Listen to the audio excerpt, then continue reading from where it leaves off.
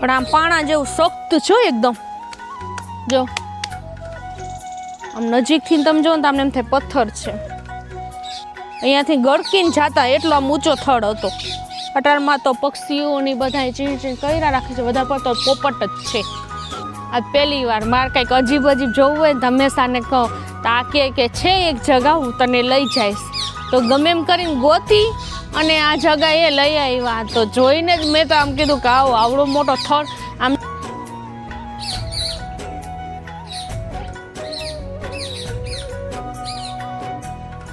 તો જો આ છે ગાંડા ઝાડ.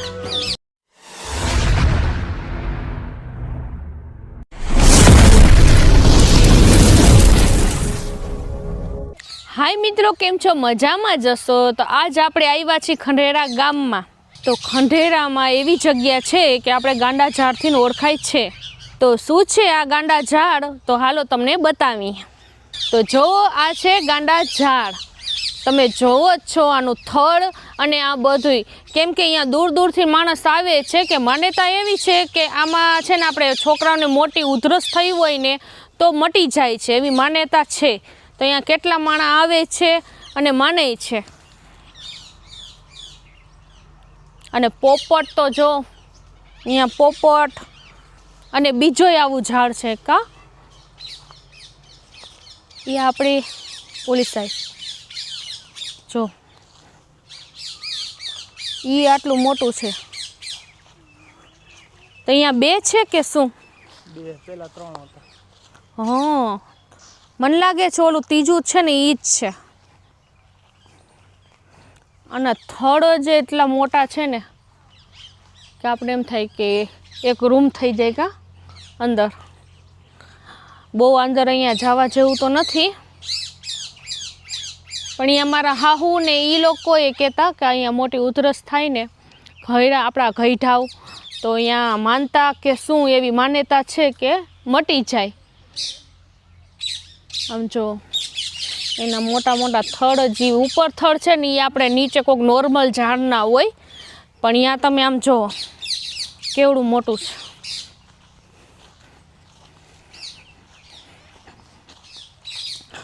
પણ આમ પાણા જેવું સખ્ત છે એકદમ. જો આમ નજીકથી તમે જો ને તમને એમ થાય પથ્થર છે. જો ને પહેલે તો આમ નીચે તમે નાનકડા હતા તો અહીંયા નીચે હતું ને કા ખાડો, અહીંયાથી ગળકીને જાતા એટલો આમ ઊંચો થડ હતો.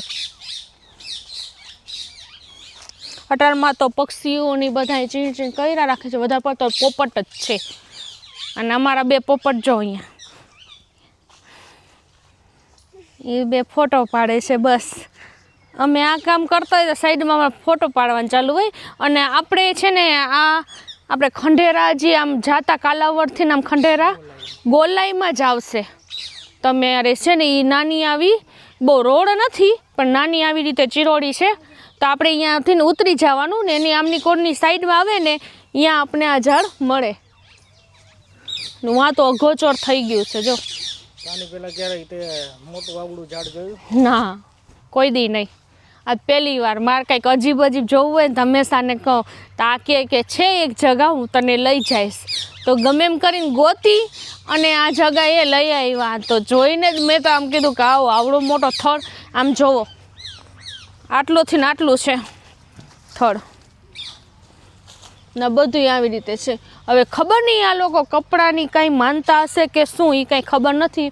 આવી રીતે જો ટીંગાયડા છે, કંઈક હશે કોકના ટી શર્ટ. વધારે પડતા નાના બચ્ચાના છે એટલે એવું નથી કે કોઈ આજુબાજુમાં રહેતું હોય અને આવી રીતે કપડાં નાખ્યા હોય, પણ મને એવું લાગે છે કે કોઈક વધારે નાના છોકરાઓના છે એટલે લગભગ કાંઈક એવું હશે કે ઉતારીને અહીંયા રાખી દેતા હશે ને બીજા પહેરી લેતા હશે.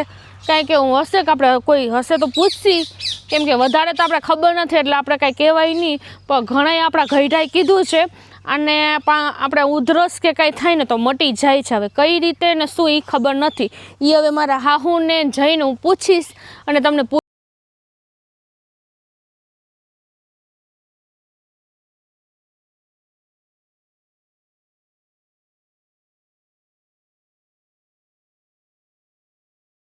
તો મિત્રો આપણે જાણવા મળ્યું છે કે આ ઝાડવાના 7 આટા ફર્યા પછી આપણે ઉધરસ મટી જાય છે અને જે પહેર્યા કપડાં હોય છે એ અહીંયા ઉતારી દે છે એવી માન્યતા છે. અને મેં બધે પૂછ્યું અને પછી મેં કીધું હવે આપણે આ વોઇસ ઓવર કરીને તમને જાણ કરીએ. તો મિત્રો આપણા સૌની માન્યતા છે અને ઘણા બધા આપણા ગઈઢાજી હતા ને એને ખબર છે અને ઈ દ્રુહે મેં તમને આ વાત કરું છું. અને પછી તો આપણે કાંઈ ખબર નથી પણ બધાની એવી માન્યતા છે અહીંયા. તો અમે આ ઝાડ જોવા અહીંયા આવ્યા અને બહુ મજા આવી. ત્યાં તો પશુ પક્ષી જોઈને જ બહુ મજા આવી. ઢેલ મોર ના તમે પોપટ જોતા જશો અને બહુ જ મસ્ત અહીંયા ઝાડવા અને આ ઝાડ કેટલા વર્ષોથી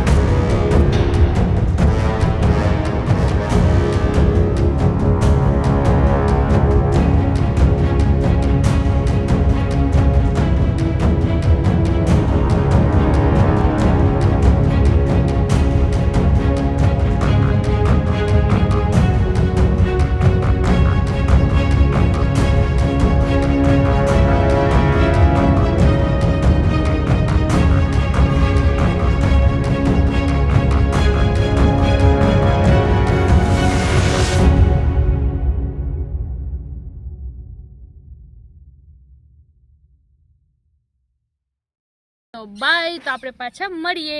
આવજો.